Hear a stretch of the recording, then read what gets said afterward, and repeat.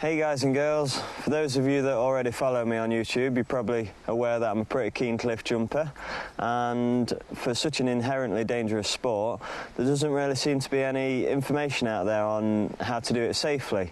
So I thought I'd make a quick video and share with you the safety aspects that we put in place when we're jumping. So the first thing people always ask is, how do you know how deep it is? Which is a good question. If you don't know, you don't know. But the answer's pretty simple as well. You get in and you have a look. If the water's clear, pair of goggles on, you can get in, swim down, have a look round, Bob's your uncle. If the water's not clear, then there's a couple of different methods you can use. You can put a weight on the end of a tape and lower the tape into the water, and you can feel when it hits the bottom, but that's only measuring that one specific spot. So you have to move around and check different areas. And it's also worth considering that if you're in moving water, then your tape could be going at an angle, you know, so you're getting a false reading. So the method that I prefer in non-clear water is a pole. You can get a long pole like a telescopic fishing pole or something like that. I use a surveyor's measuring pole. It's 4 meters long. You can get in there, you can have a real good search around, you can check the whole area thoroughly. It's really good. And we make sure we depth check every time we go jumping, even if we jumped that spot before, because anything could have happened. A tree could have fallen in and be underwater and you don't know it's there. Someone could have thrown something in. Rivers and things wash boulders down and all sorts of things.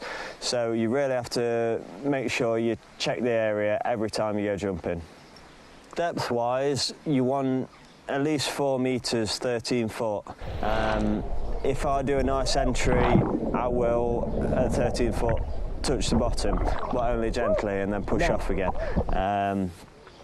It's worth considering what the bottom is as well. If it's flat sand or gravel, then it doesn't matter so much if you're gently touching the bottom. If you've got boulders at the bottom, then you hit the bottom, you could do your ankle in, you know? So that's another thing worth considering. Now, the most important thing is to have safety backup in the water. Someone who's capable of saving you for a start, maybe even 2 people, maybe you might need goggles in case you have to swim down to get you if you sink. These are things you've got to consider, and have multiple people at the side ready to back them up and help them once they've got you, because you'd need quite a few people to get you to the side safely. So watch out for each other, always go in groups, never jump alone, make sure you've got safety. So unless you're jumping in Cyprus, you can pretty much guarantee the water is going to be cold. And cold water shock is a real thing. You see videos of people jumping in icy water and whatever. Yes, they're used to it. They've built up that immunity to the cold water. If you're not used to cold water and you jump in cold water, it takes your breath away. It takes mine away. So just be aware of the cold water shock. Make sure you get in and climatise yourself before you jump. That way it's not going to shock you when you jump in. And I always wear a wetsuit, and when a wetsuit not only keeps you warm, but it also gives you slap protection if you do slap, and some buoyancy if you become winded or unconscious. It will help you float a little bit. Apart from me, I still sink in my wetsuit, which is something else to consider. Buoyancy aids. Now, I don't think buoyancy aids are a very suitable thing for cliff jumping. The whole idea of cliff jumping is to try and penetrate that water on entry as much as possible to make the impact less. If you're wearing a buoyancy aid and you flop and you hit the water, you're stopping instantly, because you're not going to penetrate very deep at all. It's going to keep you on that surface, and it's going to be a very hard impact. Now, there are alternatives out there to a traditional buoyancy aid, which is called an impact vest, and sports like wakeboarding use impact vests, and they're designed to offer buoyancy enough to keep you afloat, and also some impact protection with the padding, but they also let you penetrate the water a little bit as well, so you're not stopping dead. So if you do want to wear a buoyancy aid to help keep you afloat in the event of being unconscious, then a impact vest is the way to go.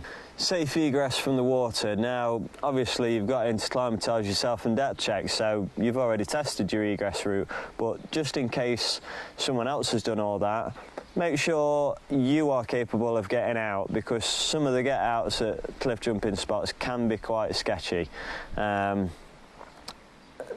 Cliffs naturally degrade, get loose rocks and things. We always take a rope with us, so you can put a rope down, tie it off somewhere, so at least then if rocks do give way, you've got a rope that you can hold on to that's secure. Also worth mentioning that if you're at the bottom waiting to get out and someone else is climbing up, make sure you're further back, because if they do dislodge a rock, it's landing straight on your noggin. So stay back, let them get out, then swim up to the edge and get out yourself. Hydrology. So moving water is very powerful and can be very dangerous. In rivers you get things such as stoppers and strainers. If you're a kayaker, you'll be well aware of those sort of features. A strainer could be something like a tree that's fallen into the water, and there's branches there which water will go through but you won't, so you'll get pinned up against there and held with so much force. Water is very powerful and relentless, and if you're stuck up against something, you're not going to get back off it, because the water's just crushing you, and then it can take you underwater and drown you. Similarly with a stopper such as a weir or something, water goes off the weir and then it's recirculated, and if you get stuck in that recirculating water, you'll just be turn and turn and turn until you drown. Sometimes it will spit you out the bottom and you'll get out of it, but if you're unlucky, you're in there till you drown. So make sure you're aware of features such as that and keep away from them. Also in the sea, if even smallish waves can make it very hard to get out on jaggedy ass rocks. It's you want a nice calm water if you're jumping in the sea, and be aware of be aware of currents as well. They're invisible from the surface and you don't know what's happening with them, so be aware. There could be a riptide take you out to sea, swim sideways if you get stuck in one of those.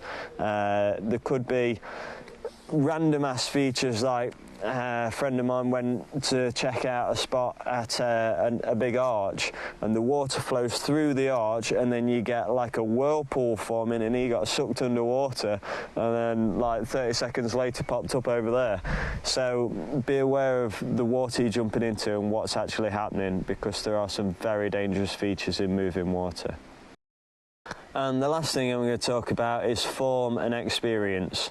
Now, when you hit the water, you want a good body position. You want to punch into that water with your feet and tense everything up so you're really solid as you hit that water, because it is a real big impact.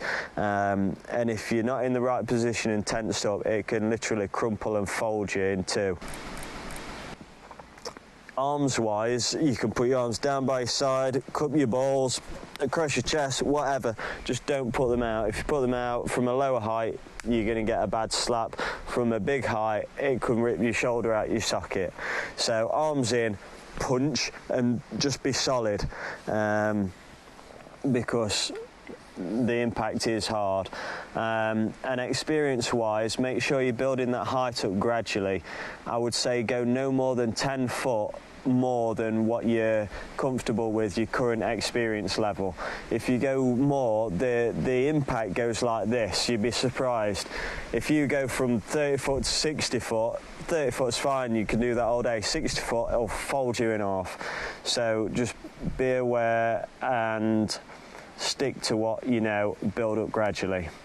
Other than that, other than all those safety things I've just discussed, go out and have a good time. Get sandy, people. If you need people to connect with, in the UK we've got a Facebook group, UK Cliff Jumping, and there's also a website, ukcliffjumping.co.uk, I think it is. If you're in other countries, there'll be similar things to find people who want to come and do crazy things with you and help keep each other safe. So get out there, get a sandy and enjoy yourself.